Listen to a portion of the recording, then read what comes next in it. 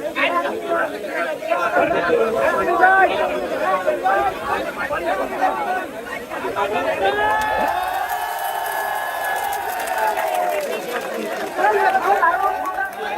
দেশে একযোগে 58টি জেলায় খাল খনন কর্মসূচি। তার পূর্বেই আপনারা জানেন ফ্যামিলি কার্ড, মসজিদের ইমাম মুয়াজ্জিনদের বেতন, সরকার যে জনবান্ধব এবং জনকল্যাণমুখী চিন্তা করছে সেটা এক মাসের মধ্যে এই রকমের 3টা বৃহৎ প্রকল্প, এইটা খুব অস্বাভাবিক। 3টা বৃহৎ প্রকল্প, এটার বাস্তবায়নের দিকে হাঁটা, এটা মাননীয় প্রধানমন্ত্রী সাহস করেছেন।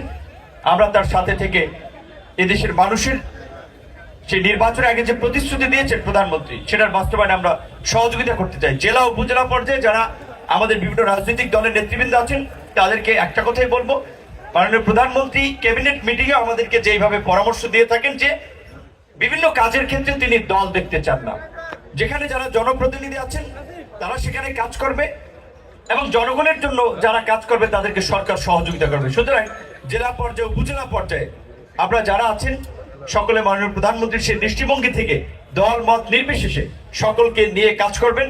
আগামীকালকে পটুয়াখালীর একটি বহুল প্রত্যাশিত গলাচিপার মানুষের হরিদাবপুর খেয়াঘাটের ব্রিজ উদ্বোধন হচ্ছে সকাল 9:30টায়।